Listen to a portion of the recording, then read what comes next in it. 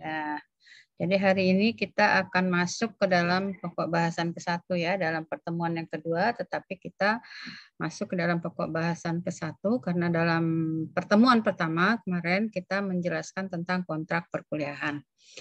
Oke, saya harap Anda siap untuk berdiskusi dengan saya untuk mempelajari substansi dari lembaga pembiayaan. Ini langkah awal ya, langkah awal kita masuk pintu ke dalam hukum lembaga pembiayaan. Nanti kita akan bicara yang pertama kali itu kita akan bicara soal lembaga pembiayaan itu apa, kemudian di mana diatur, kemudian klasifikasi atau pembagian atau apa saja yang termasuk ke dalam lembaga pembiayaan. Nah, itu nanti yang akan dibahas pada hari ini. Semoga saja saya bisa menyelesaikan semua topik-topik pembahasan itu. Dan tentu atas kerjasama kita, ya, atas kerjasama kita, saya dan Anda. Kerjasama itu maksudnya Anda juga membantu saya agar bisa menyelesaikan ini. Artinya Anda juga ya siap dengan tidak perlu saya tegur-tegur terus ya. Gitu. Jadi kalau Anda siap ada di tempat terus, begitu saya lihat Anda ada di tempat terus ya saya kan tidak perlu bicara lagi gitu. Saya akan membahas topik bahasan kita. Baik, kita akan share screen dulu tentang materi kita ya. Materi kita hari ini. Oke, ada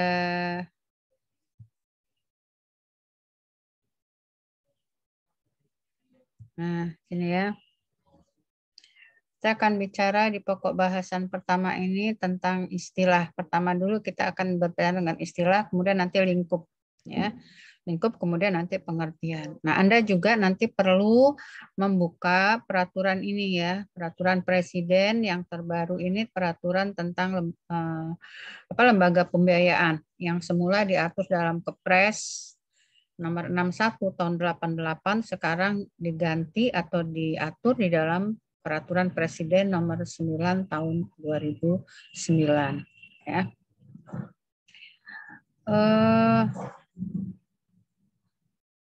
Ini ya, jadi sekarang kita ini sudah peraturannya sudah berganti yang ini. Nah, ini Anda nanti cari di Google ada, supaya kita juga sama-sama punya pegangan mengenai peraturan yang kita gunakan di dalam mata kuliah lembaga hukum pembiayaan. Itu sebetulnya lingkupnya apa saja. Nah, ini ada di sini. Ada di Peraturan Presiden nomor 9 tahun 2009 tentang lembaga pembiayaan. Ya. Nah, di sini dikatakan untuk memperbaiki, ini saya pindahkan dulu ya, saya pindahkan dulu gambarnya, menutupi. Bahwa peraturan presiden ini adalah dalam rangka memperbaiki keputusan Presiden nomor 61/1988 yang ini dulu merupakan peraturan pertama yang mengatur soal lembaga pembiayaan. Ya, nah sekarang kita mengacunya ini kepada peraturan presiden ini, ya peraturan presiden nomor 9 tahun 2009. Ya. Nah, kita lihat lagi tadi pada ini kita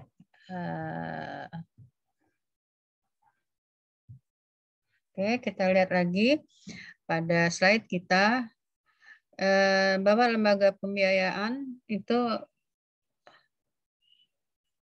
menekankan pada fungsi pembiayaan dalam bentuk penyediaan dana atau barang modal. Ya, jadi lembaga pembiayaan itu adalah bagian. Ya, kita kan tahu ya ada lembaga keuangan yang nanti ada terdiri menjadi dua.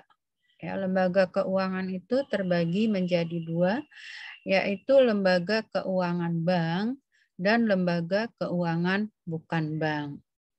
Ya. Nah, Bayu Pratama duduknya yang manis ya, kakinya jangan ditaruh di atas kursi ya, Iya, kelihatan Bu. dari nggak enak. Kemudian mata saya ini nggak enak kalau nggak ngelihat yang nggak baik itu cepet ngomongnya itu, cepet menyapanya, nanti Anda tersapa terus. Baik ya, saya ulangi bahwa bicara soal lembaga pembiayaan itu kita tidak lepas dari kita juga harus mengenal lembaga keuangan, ya, financial institution, ya. Jadi lembaga keuangan sendiri itu adalah lembaga yang berfungsi di dalam masalah keuangan di Indonesia, menekankan pada fungsi keuangan, ya. Kemudian di dalam lembaga keuangan itu Anda harus tahu itu terpecah menjadi dua, ya, yaitu ada lembaga keuangan bank dan lembaga keuangan bukan bank. Kadang orang menyebutnya lembaga keuangan non bank, tapi dalam bahasa Indonesia itu disebutnya lembaga keuangan bukan bank, LKBB, gitu ya. Nah, posisi si lembaga pembiayaan ini, itu adanya pada LKBB. Ya, kalau dia lembaga bank itu adalah lembaga keuangan bank, LKB, itu beda. Kemudian posisi lembaga pembiayaan itu beda lagi. Ya, jadi kedua-duanya baik LKB maupun LKBB, ya, lembaga keuangan bank maupun lembaga keuangan bukan bank, itu sama-sama merupakan cabang dari lembaga keuangan. Itu yang saya bilang kemarin pada pertemuan pertama, sesungguhnya yang namanya hukum perbankan itu sejajar dengan hukum lembaga pembiayaan. Ya, tapi di Fakultas Hukum kita untuk saat ini tereliminir si hukum perbankan menjadi pilihan. Nah, ini yang sedang diupayakan untuk dikembalikan pada porsinya, gitu ya. Kalau Anda memperoleh hukum lembaga pembiayaan secara utuh sebagai mata kuliah wajib minat, ya kenapa perbankannya itu boleh diambil, boleh tidak? Kan jadi lucu gitu ya. Nah, ini yang sedang dibahas juga oleh Wadek 1, kita harus memasukkan itu sebagai mata kuliah wajib minat gitu ya, sehingga kedua-duanya Anda semua mahasiswa yang berminat terhadap hukum perdata khususnya hukum ekonomi itu mengenal lembaga keuangan bank dan lembaga LKBB-nya sebagai satu kesatuan yang kita sebut dengan lembaga keuangan, ya. Nah, dengan melihat kepada cabang ini, dengan melihat pada dua pembagian ini, maka kita sudah bisa pastikan bahwa lembaga pembiayaan itu hanya merupakan bagian, ya, bagian saja dari lembaga keuangan. Ya, lembaga pembiayaan itu hanya merupakan bagian yang lebih sempit saja daripada lembaga keuangan, karena di sebelah dia itu masih ada lembaga keuangan bank yang posisinya lebih luas kalau kita lihat dibanding dengan lembaga pembiayaan. Seperti itu ya. Nanti akan kita lihat apa beda yang sejatinya atau beda yang hakikat-tekatnya antara si LKB, lembaga keuangan bank, dengan si LKBB. Ya, yang pastinya kalau dia lembaga keuangan bank itu bisa menghimpun dana dari masyarakat. Ya, jadi keuangannya itu bisa berasal dari penghimpunan dana masyarakat. Itu kalau bank. Seperti apa cara menghimpunnya? Melalui simpanan. Simpanannya apa saja? Ya, Anda bukan sudah mengenal ya. Kalau Anda belum mengenal hukum perbankan, mungkin ya sedikit banyak Anda juga yang belum tahu bahwa simpanan nasabah bank itu bisa berupa tabungan yang Anda punya ya, tabungan. Bisa berupa, saya rasa semua punya ya tabungan, karena semua pembayaran kita lakukan bahkan secara online ya, e-banking. Kemudian nanti ada deposito. Nah, kalau deposito saya tidak tidak yakin kalau masih level Anda punya. Saya nggak tahu kalau depositonya dibuatkan oleh orang tua, gitu ya. Nah, atau giro. Nah, giro ini biasanya yang punya pengusaha karena dalam jumlah besar. Misalnya kalau giro. Tidak semua orang punya simpanan dalam bentuk giro. Nah, itu adalah hal yang bisa dilakukan oleh lembaga keuangan bank. Ya, hal yang dapat dilakukan oleh lembaga keuangan bank dalam menghimpun dana masyarakat. Nah, LKBB itu tidak bisa melakukan itu. Ya, tidak bisa melakukan fungsi keuangan dalam menghimpun dana masyarakat. Ya, lalu dari mana uangnya diperoleh? Ya, nanti akan kita lihat dari mana uangnya diperoleh. Kalau dia bisa memberikan pinjaman berupa pembiayaan atau apa namanya pembelian barang modal, itu uangnya dari mana gitu ya.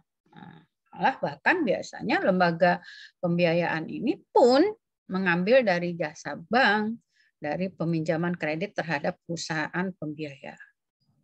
Seperti itu ya. Nah, itu gambaran yang perbedaan prinsip ya antara lembaga keuangan bank dengan yang LKB dengan yang LKBB. Yang satu, yang bank ini bisa menghimpun dana masyarakat dan itu harus memperoleh izin dari Bank Indonesia selaku bank ya. Selaku lembaga keuangan bank itu ada syaratnya sendiri.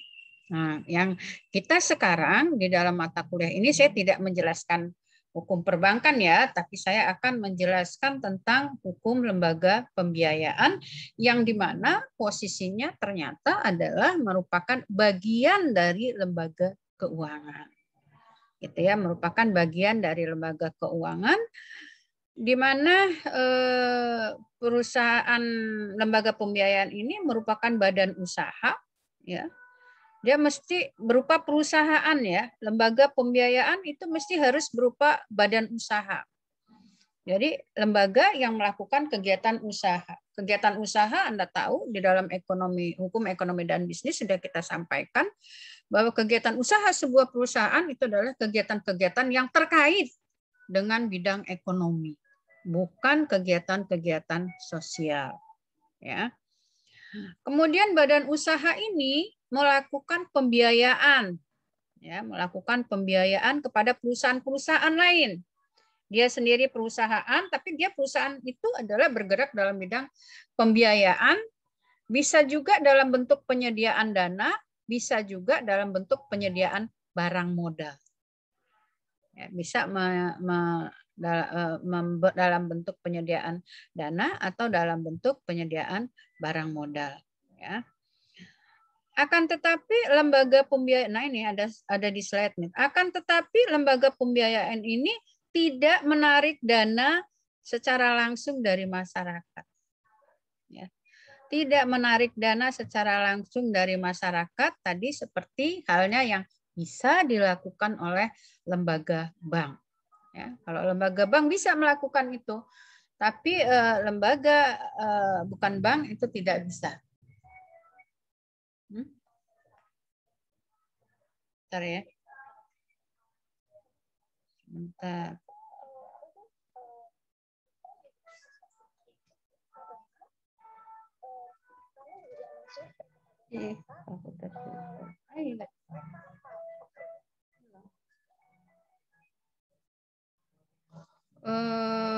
Mengisi data absen. Kemana tadi?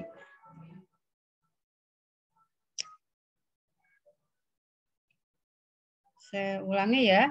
Jadi kalau kita lihat pengertian daripada lembaga pembiayaan,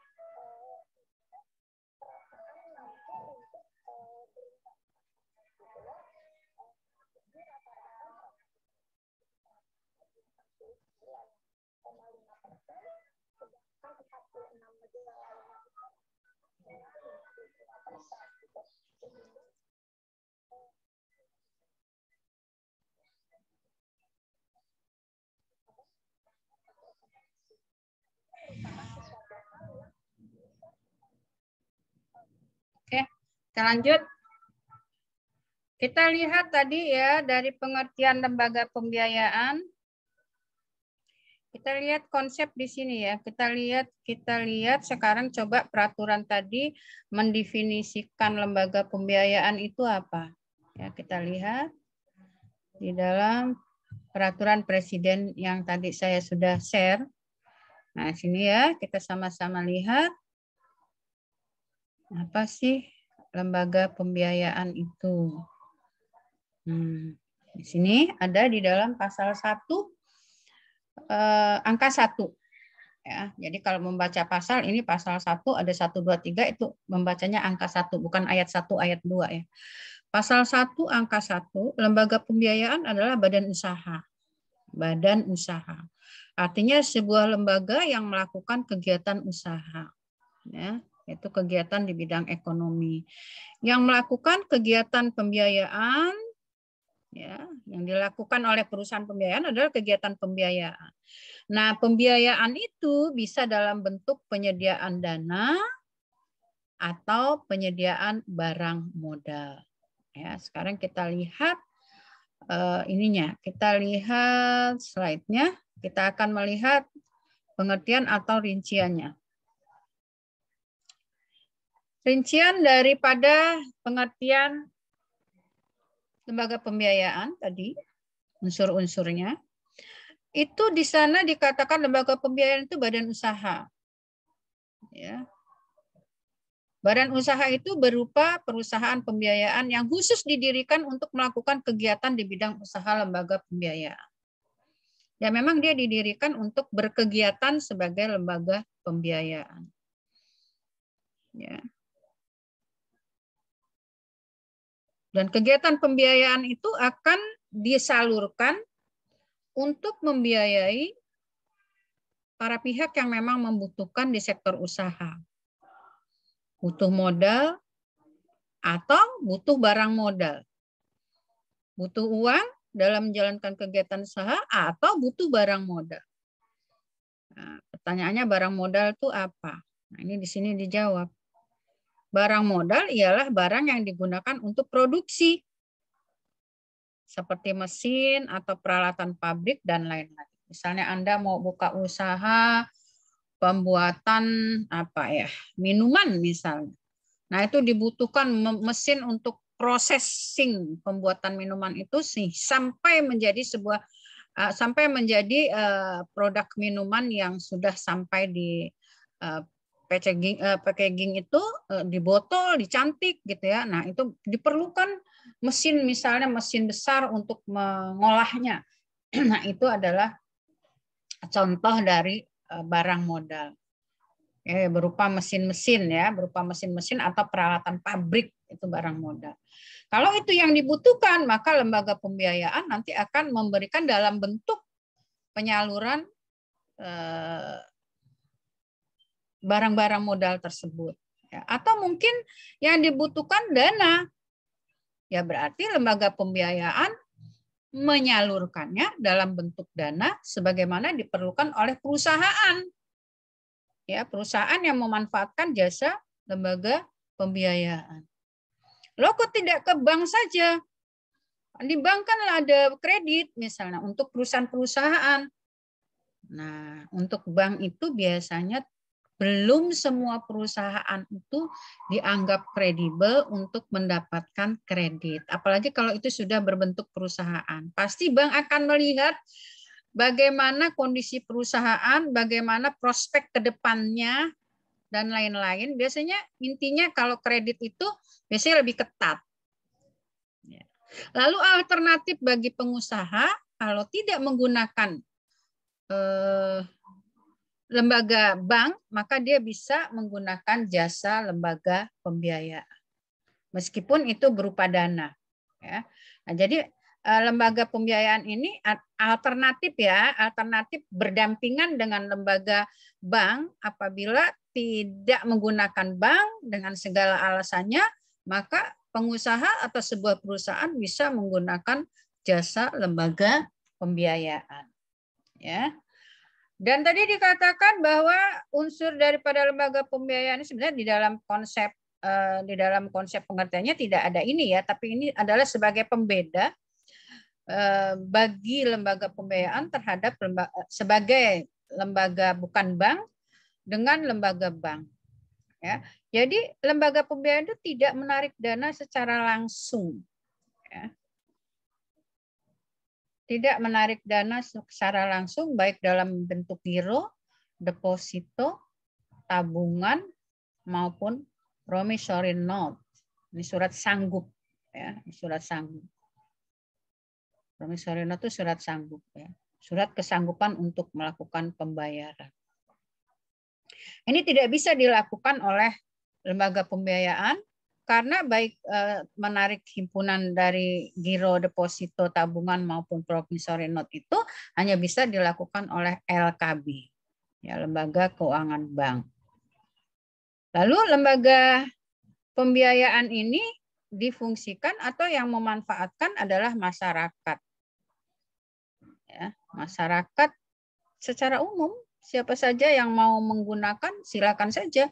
Sampai nanti kepada hanya ada lembaga pembiayaan konsumen, ya, khusus tidak memberikan pembiayaan kepada perusahaan, tapi memberikan pembiayaan kepada kita sebagai perorangan sebagai konsumen. Seperti itu, ya. Itu adalah unsur-unsur lembaga pembiayaan.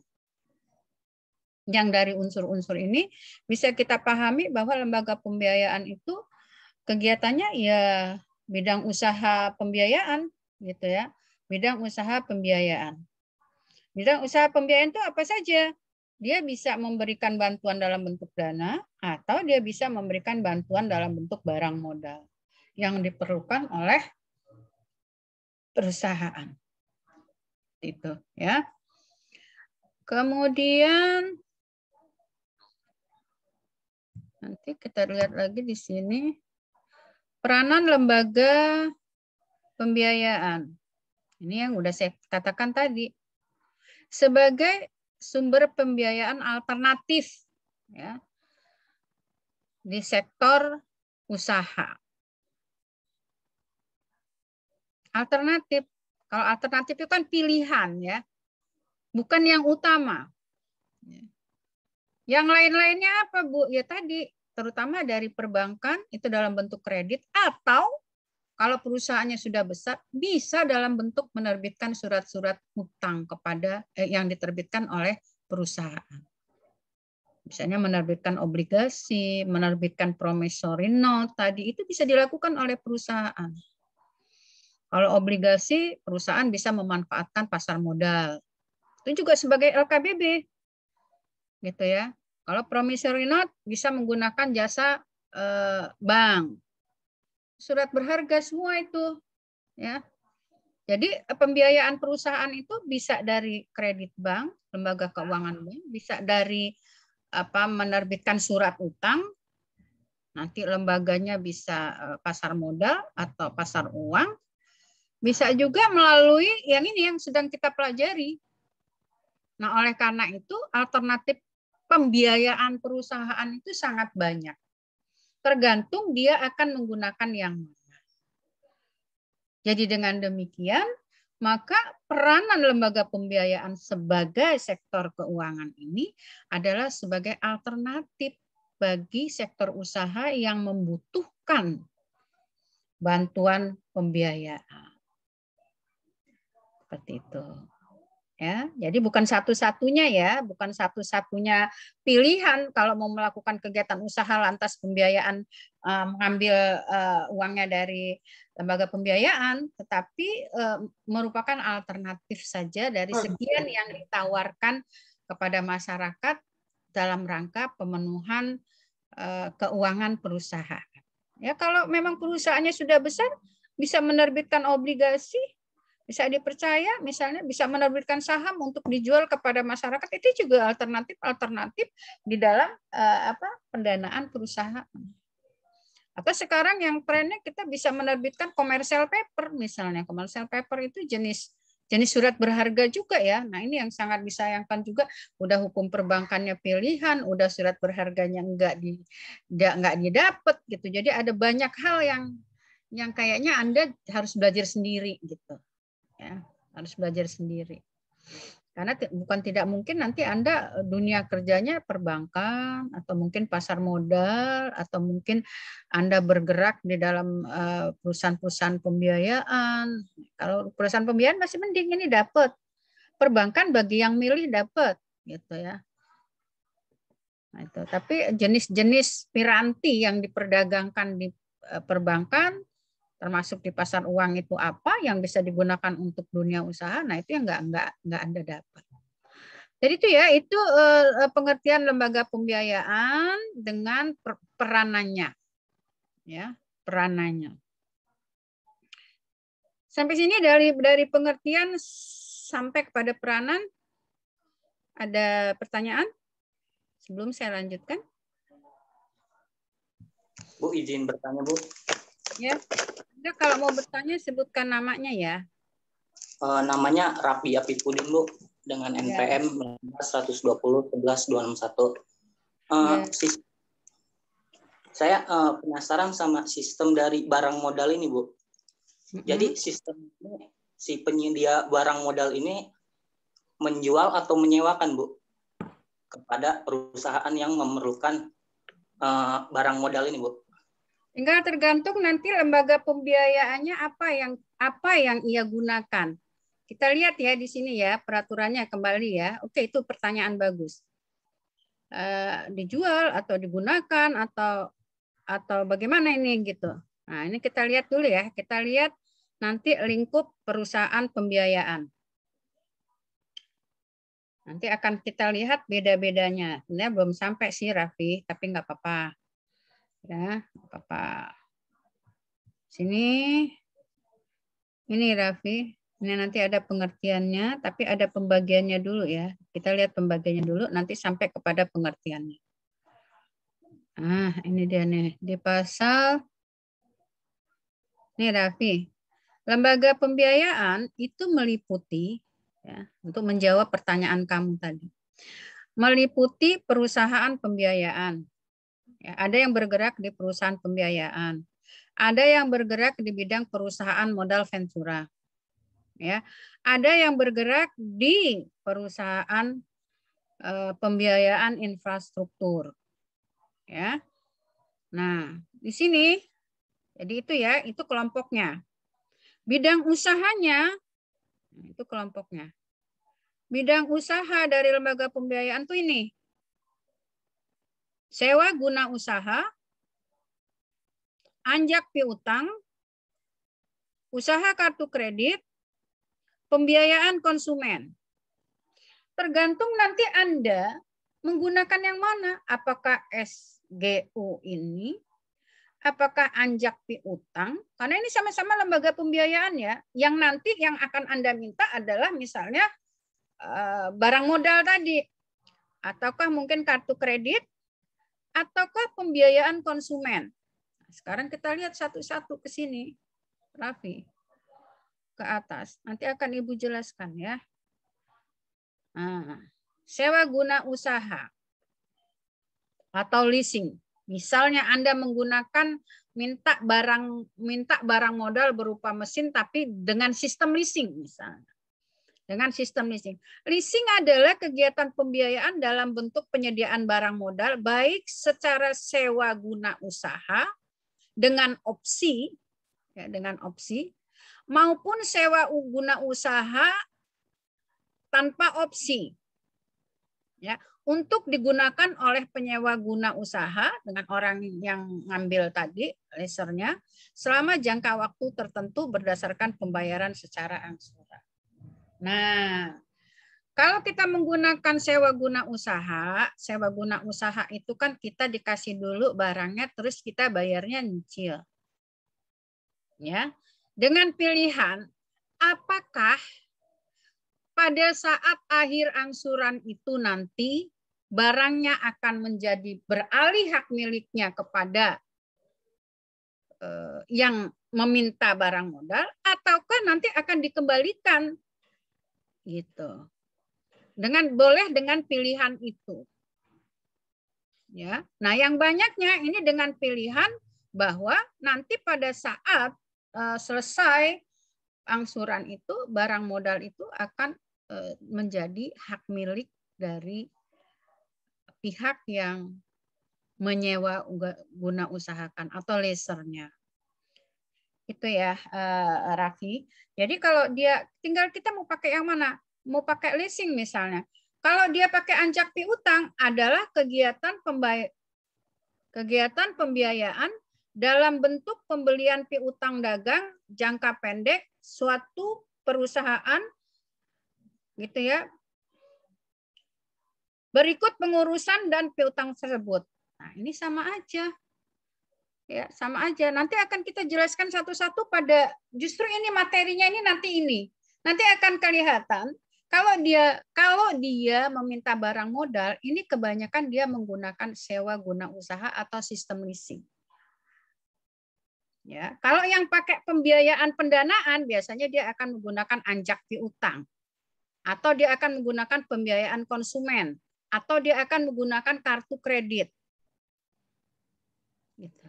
Nah, kalau dia menggunakan sewa guna usaha, maka ini tadi dalam bentuk penyediaan barang modal, baik secara sewa guna usaha dengan hak opsi, pilihan tadi, maupun sewa guna usaha tanpa hak opsi. Nah, ini di dalam KUH Perdata kan ada nih, beli sewa. Beli sewa apa sewa beli? Nah, jadi ditunggu. Jadi selama peralihan hak miliknya itu,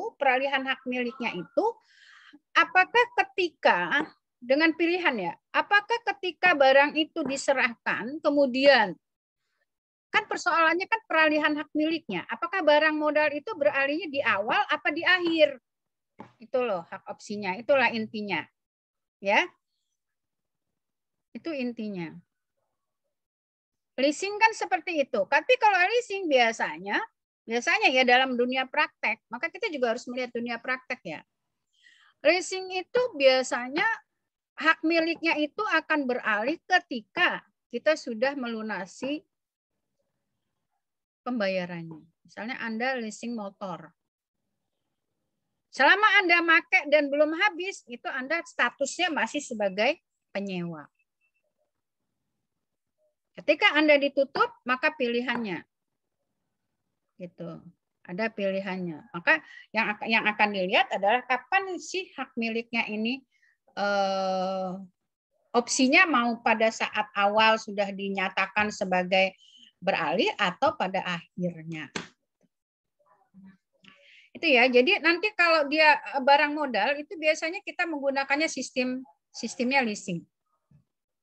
Ya. Kalau dia anjak piutang ini Anda utang sama siapa? Lalu nanti Anda akan ditagih oleh siapa? Nah, penagihnya ini misalnya Anda beli dengan perusahaan A kan akan menagih Anda. Nah, itu anjak piutang itu piutangnya itu dijual lah kepada perusahaan lembaga pembiayaan. Penggantian kreditur itu anjak piutang. Ya, yang seharusnya yang menagih adalah Chandra misalnya karena Anda sebagai pembeli dari Chandra, tapi penagihan yang Chandra punya tagihan ke Anda itu dijual kepada perusahaan pembiayaan. Itu namanya perusahaan anjak piutang. Perusahaan pembiayaannya itu bergerak dalam atau sebagai perusahaan anjak piutang. Sama, beda lagi dengan pembiayaan konsumen. Pembiayaan konsumen itu adalah kita beli, terus nanti yang mau nagih itu enggak ke kita, tapi yang menagih ke kita itu adalah lembaga pembiayaan konsumen. Ada kan lembaga pembiayaan konsumen kalau kita mau ambil kulkas, mau ambil TV, mau ambil apa, tapi nanti bukan dianya yang menagih kepada kita, adalah lembaga pembiayaan konsumen sebagai perusahaan lembaga pembiayaan. Ya. Lalu nanti perusahaan kartu kredit sama juga itu, ya. Kita beli tapi yang bayarin orang lain. Gitu. Nanti orang lain yang bayarin kita itu nagihnya ke kita. Itu ya, itu pola-pola yang digunakan oleh perusahaan lembaga pembiayaan. Dan nanti tergantung opsinya, Raffi, untuk membahas soal bingung nih apakah itu menjadi barangnya si yang ngambil apa menjadi barangnya tetap menjadi barangnya perusahaan lembaga pembiayaan. Seperti itu ya. Itu saya rasa yang bisa saya jelaskan dari pertanyaan Raffi tadi. Gimana Raffi, bisa dipahami? Pelan-pelan ya, nanti kita akan masuk ke dalam khusus pembicaraan tentang SGU tadi. Sekarang belum sampai ke sana, tapi sekiranya itu bisa memberikan pemahaman secara umum dulu seperti itu. Bu, izin bertanya, Bu. Iya. Bayu Pratama, Bu, NPM 134. Ya. Bu, seandainya kredit mobil, terus ternyata perusahaan lembaga pembiayaannya pilot, Bu, gitu. Terus gimana, Bu, pengalihannya, Bu? Oh, kalau perusahaan pilot itu kan nanti ada prosesnya sendiri ya. Ada yang namanya perusahaan itu diselesaikan piutangnya karena dia menjelang pilot itu ada proses penyelesaian hutang piutang perusahaan. Kan seperti itu. Ya Anda nggak bisa bebas-bebas begitu aja. Nanti ada yang menagih Anda, yaitu yang mengurusi perusahaan yang dalam kondisi penyelesaian karena dia pilot gitu.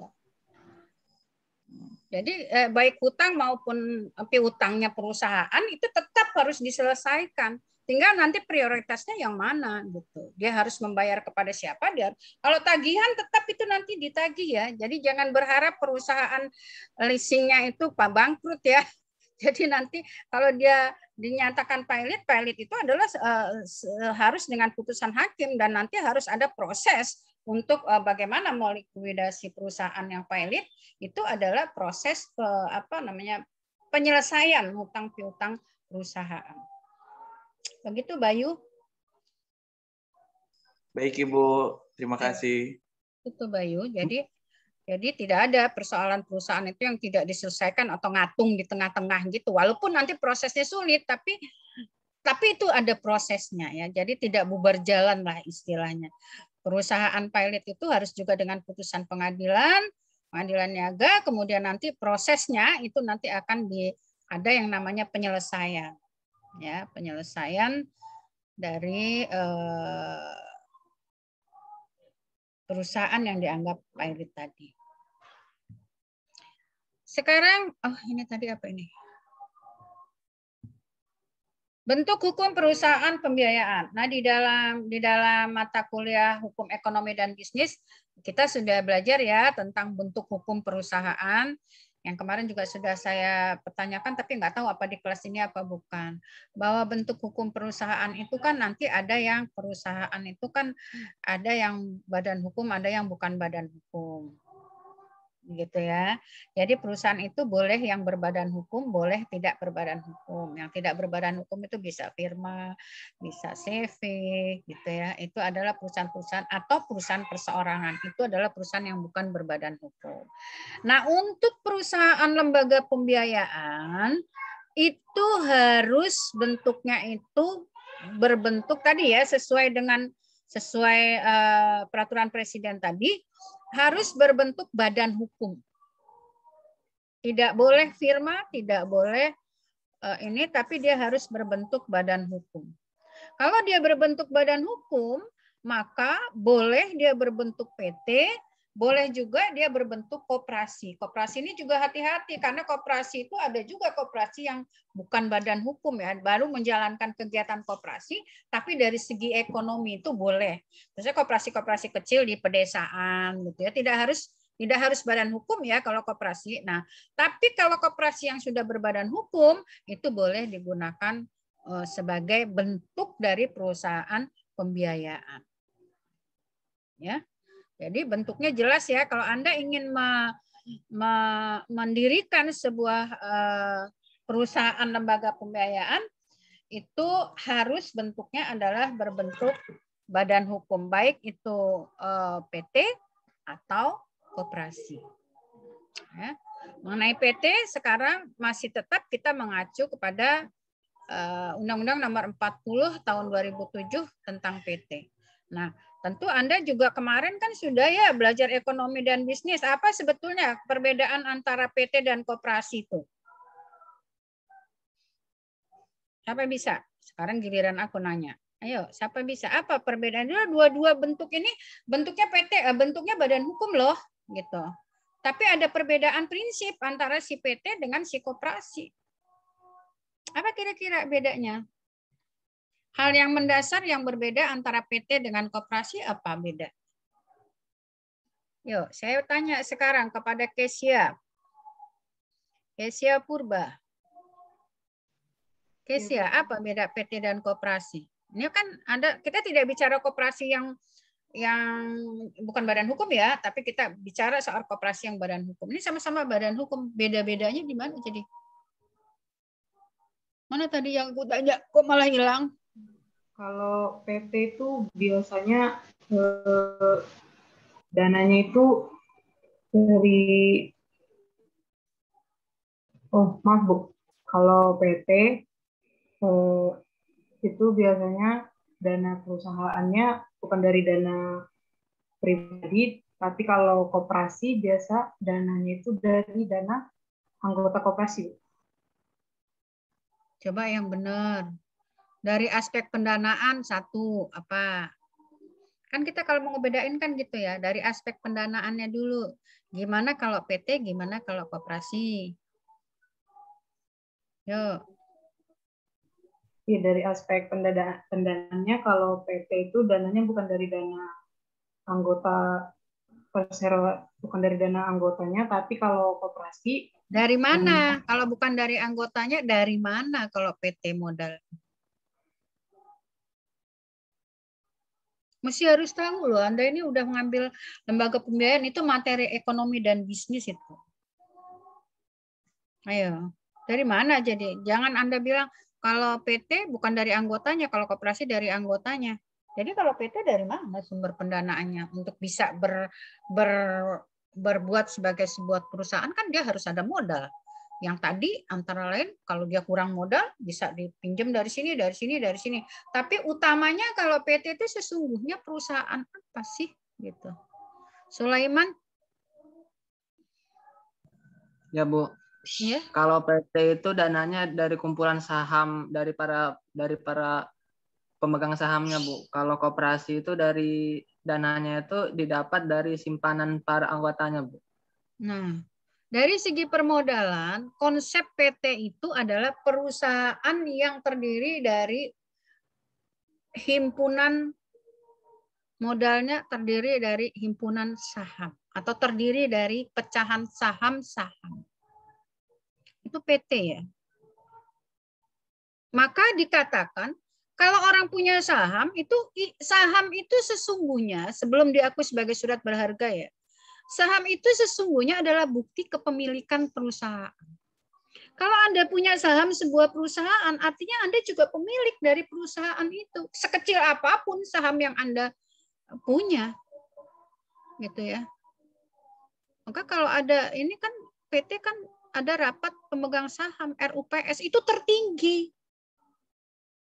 Gitu ya. Statusnya dalam struktur perusahaan PT, RUPS itu tertinggi. Karena apa? Karena perusahaan PT itu modalnya adalah terdiri dari saham-saham. Kalau soal nanti dia untuk menutupi kebutuhannya terus dia pinjam bank dalam bentuk kredit atau apa itu lain masalah. Tapi untuk membentuk sebuah perusahaan yang namanya PT itu adalah kumpulan atau himpunan saham. Itu satu. Kalau koperasi adalah dari atau himpunan modalnya terdiri dari iuran wajib atau iuran pokok dan iuran tambahan dari anggota. Konsep utamanya seperti itu. Nah, jadi kalau koperasi itu adalah dari kumpulan modal para anggotanya. Ya, kalau PT itu adalah kumpulan saham. Ini jangan sampai nggak tahu ya. Sudah diulang-ulang ya. Sama-sama dengan ini sama-sama badan hukum, tapi dia konsep permodalannya. Sekarang kalau dilihat dari pendiriannya, kan ini sama-sama PT. Untuk memperoleh sebuah perusahaan dalam bentuk PT, itu pasti butuh pengesahan. Nggak bisa, harus ada pengesahan. PT itu sah atau siapa yang mengesahkan PT itu sehingga dia punya hak untuk menjalankan usaha sebagai perusahaan dalam bentuk PT. Ini masih hukum-hukum bisnis nih yang Ibu tanya. Siapa yang bisa jawab? Kalau PT siapa yang ngesahin? Kalau koperasi siapa yang ngesahin? Untuk dia bisa disebut sebagai perusahaan berbadan hukum. Yuk, siapa? Dewi Novianti. Yuk. Kalau PT siapa yang ngesahin? Dewi Novianti. PT siapa yang ngesahin? Kalau PT itu dia dibantu oleh seorang notaris dalam akta yang dibuat oleh notaris itu, Bu. Terus dia dicantumkan dan maaf, saya tidak tanya itu. PT itu adalah sebuah badan hukum. Ya. Siapa yang atau sejak kapan PT itu sah sebagai badan hukum? Untuk kita mengetahui siapa yang mengesahkan, kita akan menjawab sejak kapan PT itu sah sebagai badan hukum. Kalau dari mulai pembuatan pendirian dengan akta notaris itu perusahaan perorangan pun itu butuh akta notaris ya gitu. Tapi kalau dia belum disahkan kepada sebagai sebuah badan hukum, maka dia masih statusnya adalah lembaga yang bukan badan hukum. Nah, PT ini siapa yang punya kewenangan untuk mengesahkan sebagai badan hukum? Menkumham, Bu. Siapa itu yang jawab? Hafid, Bu. Siapa? Hafid. Apa tadi? Jadi kalau PT itu baru apa ya istilahnya itu berdiri itu setelah disahkan oleh Menteri Hukum dan Hak Asasi Manusia, Bu. Ya, sah bukan baru berdiri ya. Nah, ini lagi saya harus menjelaskan lagi nih. Jangan samakan dengan sah sebagai hukum dengan jangan PT dalam pendirian ya. Kalau PT dalam pendirian itu sejak proses pembuatan akta sampai kepada proses permohonan pengesahan sebagai badan hukum itu sudah PT sebagai dalam pendirian. Sering ditanya, PT dalam proses pendirian ini boleh melakukan kegiatan enggak? Ini PT-nya ini belum sah nih. Itu tadi jawabannya benar tuh. Ya, Menteri Hukum dan HAM. Untuk proses menuju ke sana itu namanya PT dalam pendirian. Ya. Nanti kalau itu sudah turun, maka sahlah dia PT itu sebagai badan hukum. Nah, kalau saya tanyanya balik, dalam proses sepanjang dia nunggu surat PT dari Menhukam itu, ini boleh nggak dia melakukan kegiatan usaha? Boleh nggak? Boleh nggak? Ini dia ada ini udah punya akta notaris udah, tapi dia lagi proses untuk mendapatkan status badan hukum. Boleh nggak? Boleh, Bu. Boleh, Bu. Siapa yang jawab? Nggak boleh, Bu. Boleh, Boleh, Bu. Bu. Ya siapa dulu yang jawab sebutin nanti Bayu, Bu. Hah? Bayu. Bayu, boleh Bayu. Kata kamu boleh. Sama Ya. nggak akibat hukum? Ya jawabannya benar, boleh. Ya. Nanti Beda, Bu. apa bedanya Bayu? Kalau PT dalam pendirian dengan PT yang sudah sah sebagai badan hukum ketika dia melakukan hubungan dengan pihak ketiga. Ada bedanya enggak akibat hukumnya? Kalau dia belum mendapatkan akta pengesahan dari Kemenkumham itu, dia masih berbentuk apa namanya? Persekutuan perdata, Bu. Jadi yang tanggung jawab itu ketika misalnya dia gagal bayar atau utang itu masih anggotanya, Bu, yang masih tercampur sama kekayaan pribadi. Ya, itu tanggung jawabnya seperti, tapi bukan persekutuan perdata ya, namanya tetap disebut PT dalam pendirian. Kalau persekutuan perdata itu belum tentu dia melakukan kegiatan usaha. Persekutuan perdata itu kumpul-kumpul pengajian, itu persekutuan perdata itu. Ya, orang berkumpul untuk melakukan suatu kegiatan itu namanya persekutuan perdata. Jadi kalau dia sudah bergeraknya dalam bidang ekonomi, itu namanya perkumpulan yang melakukan kegiatan ekonomi. Kalau dia belum berbentuk badan hukum PT, maka nanti kalau ada apa-apa yang tanggung jawab adalah semua orang yang bergabung di situ sebagai pendiri. Berbeda nanti kalau sudah jadi PT, kalau sudah badi PT, yang bertanggung jawab adalah PT sebagai badan hukum. Ya, nah itu. Nah itu yang begitu-begituan tuh mesti harus tahu ya, yang sepele-sepele kecil-kecil seperti itu ya. Nih, perbedaan PT dengan koperasi, karena saya ngintip jam, udah hampir jam 12. PT merupakan akumulasi modal yang bentuknya saham, tadi udah benar. Koperasi adalah akumulasi dari uang-uang orang atau anggotanya. Itu kalau dari segi permodalan. Kalau dari segi hak suara, kalau PT itu kita punya saham, itu berarti kita punya hak suara di dalam sebuah PT yang kalau ada kegiatan RUPS itu nanti kita diajak. Ya, kalau koperasi hak suara itu adalah sebagai anggota tanpa melihat besar kecilnya simpanan masing-masing. Nah, ini bedanya. Kalau dia saham, kita punya berapa suara itu nanti akan dihitung dari besarnya saham. Kalau di koperasi, pokoknya kita punya hak suara, punya hak bicara di dalam rapat koperasi. Ya. Kemudian tujuannya, dilihat dari segi tujuannya. Kalau PT pasti tujuannya adalah untuk mencari keuntungan. Orientasinya pada profit, pada keuntungan. Nah, kalau koperasi, tujuannya adalah kesejahteraan anggotanya. Itu idealnya dalam undang-undang koperasi seperti itu. Apa konsep kesejahteraan? Ya, kalau bicara soal kesejahteraan nanti akan panjang kita ceritanya. Paling tidak kalau kesejahteraan itu adalah terpenuhinya kebutuhan. Itu standar minimal. Ya. Jadi kalau ada koperasi mahasiswa, kalau ingin mensejahterakan anggotanya, mahasiswanya sejahtera, maka paling tidak kebutuhan mahasiswa itu terpenuhi. Kalau memang harus beli, ya tidak mahal-mahal. Gitu. Kalau koperasi jualnya lebih mahal daripada toko Deoni, ya percuma beli di koperasi. Tidak menciptakan kesejahteraan namanya. Nah, kalau dari segi manajemen bagaimana bisa mensejahterakan, itu urusan orang ekonomi. Bagaimana mensejahterakan keanggotaan? Maka koperasi itu sulit berkembang.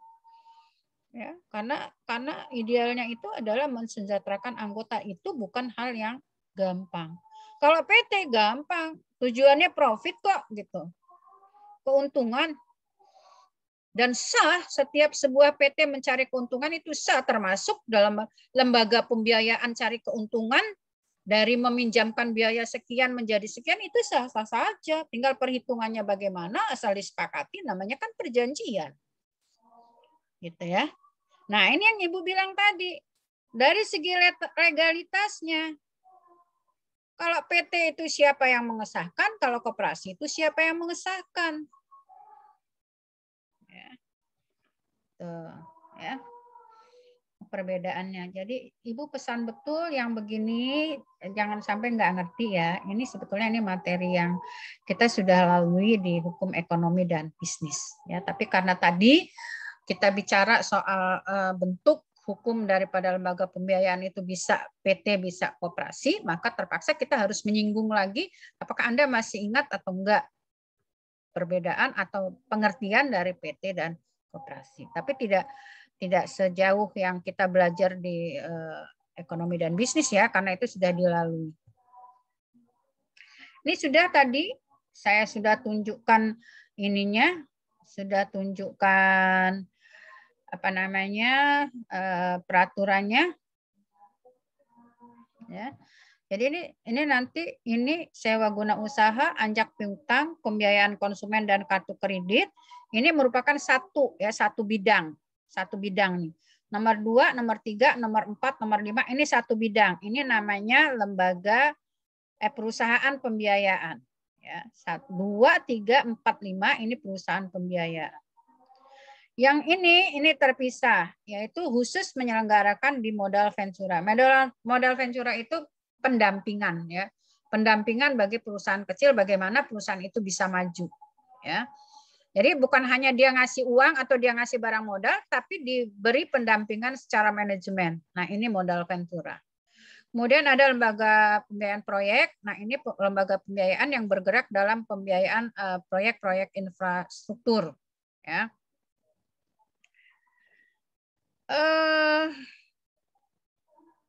Perdagangan surat berharga juga berdasarkan Kemenkeu nomor 125689 yang dikeluarkan itu juga masuk dalam lingkup usaha lembaga pembiayaan.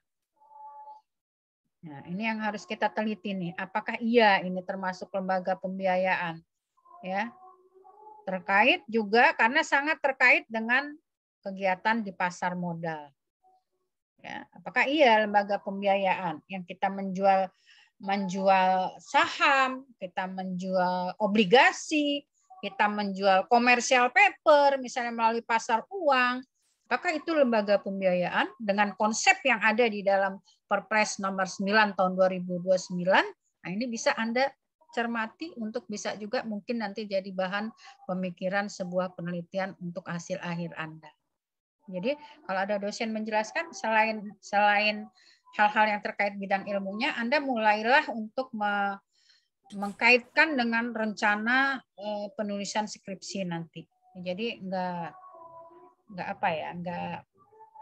mubazir ya. Nah, kemudian kedudukan ini sudah tadi saya jelaskan ya, kedudukan lembaga pembiayaan dalam lembaga keuangan. Lembaga keuangan itu meliputi lembaga bank dan LKBB. Udah ini tadi ya, lembaga LKBB. Nah, kedudukan si lembaga pembiayaan itu masuk di dalam LKBB. Masuk di dalam LKBB bersama-sama dengan asuransi, pegadaian, dana pensiun, reksadana, bursa efek di pasar modal. Ini sama-sama sejajar dengan lembaga pembiayaan. Ya, jadi masuk ke dalam LKBB. Kalau ini lembaga keuangan bank itu ya bank ya. Bisa bank umum, bisa bank perkreditan rakyat atau Bank Indonesia sebagai bank sentral. Nah, LP itu kedudukannya di sini, di dalam lembaga keuangan bukan bank. Ya, kita tahu nanti ada lembaga-lembaga lain. Lembaga keuangan bukan bank ini ada yang lain-lain selain LP ya. Nanti ada asuransi, Anda udah dapat sendiri tuh mata kuliah asuransi. Ada lembaga pegadaian, ada di dalam hukum perdata ada. Kemudian dana pensiun, kemudian reksadana. Inilah ini ya kayak dana pensiun, reksadana. Ini sebetulnya ini nanti adanya itu di dalam hukum perbankan. Ya. Dulu masuk di dalam hukum surat berharga. Lalu nanti ada bursa efek pasar modal, ada ya mata kuliah hukum pasar modal, itu juga lembaga keuangan bukan bank. Ya, jadi kedudukan si LP ini, jadi LP-nya itu lembaga pembiayaan ya, bukan lembaga pemasyarakatan. Ya, jadi lembaga LP merupakan subsistem dari LKBB. Ya. Sedangkan LKBB sendiri merupakan subsistem dari lembaga pembiayaan. Jelas bahwa lembaga pembiayaan ini adalah bagian kecil saja dari lembaga keuangan secara keseluruhan. Maka lembaga keuangan asuransi Anda udah diajarin, lembaga keuangan bank diajarin kalau Anda milih ya. Tapi yang LKBB-nya yang asuransi diajarin. Kemudian ada lagi tadi dana pensiun. Dana pensiun itu adanya sih adanya di surat-surat berharga ya. Perbankan lah gitu ya. Kemudian ada pasar modal. Itu semua materinya secara parsial itu sudah diberikan kepada Anda. Kalau dia wajib, Anda pasti dapat. Tapi kalau dia pilihan, tergantung Anda mengambil atau tidak. Gitu ya. Ini udah lah ya. Ini perbedaan lembaga pembiayaan dengan lembaga perbankan tadi sudah Ibu sampaikan. Lembaga pembiayaan itu terfokus pada suatu kegiatan keuangan saja. Sedangkan lembaga bank merupakan lembaga keuangan yang paling lengkap kegiatannya. Dia bisa menghimpun dana, bisa menjual surat berharga, bisa memberi kredit kalau perbankan. Nah, ini yang saya bilang, jomplang menghukum LP-nya diberikan sebagai mata kuliah wajib ke hukum perbankannya pilihan. Sementara substansinya itu lebih luas dan lebih banyak hukum perbankan. Ya kalau LP ini hanya subsistem juga dari lembaga keuangan bukan bank. Ya. Ada asuransi, ada apa segala macam-macam itu dia subsistemnya saja gitu. Ya karena hanya bicara soal yang 5 tadi kok, SGU, kemudian modal ventura, ada nanti lembaga pembiayaan konsumen, kartu kredit. Kan itu lembaga pembiayaan lingkupnya, ya. Kemudian cara menghimpun dana, kalau dibedakan antara LP dan bank tadi ya, lembaga pembiayaan tidak bisa menghimpun secara langsung dana dari masyarakat. Nggak bisa. Bank bisa. Nggak bisa. Jadi lembaga pembiayaan nggak bisa buka rekening tabungan, nggak bisa. Yang bisa rekening tabungan itu hanya bank. Ya. Kalau lembaga pembiayaan itu tidak berbasis pada jaminan. Ya. Non-collateral basic. Ya, jadi dia nggak ada basis jaminan. Kalau Anda pinjam di lembaga pembiayaan, kebanyakan tidak diminta tentang jaminan. Tapi untuk lembaga bank pada umumnya meminta atau berbasis pada kolateral, pada jaminan. Meskipun undang-undang perbankannya tidak mengatur harus ada jaminan, tapi dalam undang-undang perbankan itu ngatur kalau orang mau pinjam, bank mesti percaya bahwa dia bisa mengembalikan. Nah, kepercayaan inilah yang biasanya disertai dengan jaminan tambahan. Ya, jadi basically-nya jaminan kalau pinjaman dari bank, kalau pinjaman dari lembaga pembiayaan itu tidak. Ya. Lalu dari segi kemampuan, kalau perusahaan bank itu bisa menciptakan uang giral. Di samping uang kartal, dia bisa menciptakan uang giral. Uang giral itu apa, Bu? Cek, wesel, commercial paper, surat sanggup, atau promissory note tadi. Itu bank bisa membuat itu, menerbitkan itu. Lembaga pembiayaan nggak bisa. Gitu. Nggak bisa. Ya. Nah, itu ya. Jadi, saya rasa itu yang bisa saya sampaikan untuk hari ini. Semoga saja bisa bermanfaat untuk di pertemuan yang pertama ini untuk membuka wawasan kita tentang apa sebetulnya itu lembaga pembiayaan. Saya rasa itu ya, nanti kita ketemu lagi di hari Selasa depan. Insya Allah kita dikasih sehat. Kita bisa berjumpa lagi. Sekian dari saya. Wassalamualaikum warahmatullahi wabarakatuh. Waalaikumsalam warahmatullahi wabarakatuh. Terima kasih, Bu. Ya, sama-sama. Jangan lupa Bu. Dewi, diambil fotonya Dewi. Ya, Bu. Udah, Bu. Ya, bentar. Udah gimana? Belum lah, ininya belum disingkirin. Tadi Bu Dewi ambil di pertengahan, Bu. Apa ya? Oh, Iya, Bu. Baiklah, kalau seperti itu kita boleh keluar ya dari ini ya, dari Zoom ya. Ya, boleh silahkan keluar. Dan saya juga akan live. Kita berpisah sampai ketemu lagi minggu depan. Oke. Ya, sama-sama ya. Terima kasih juga.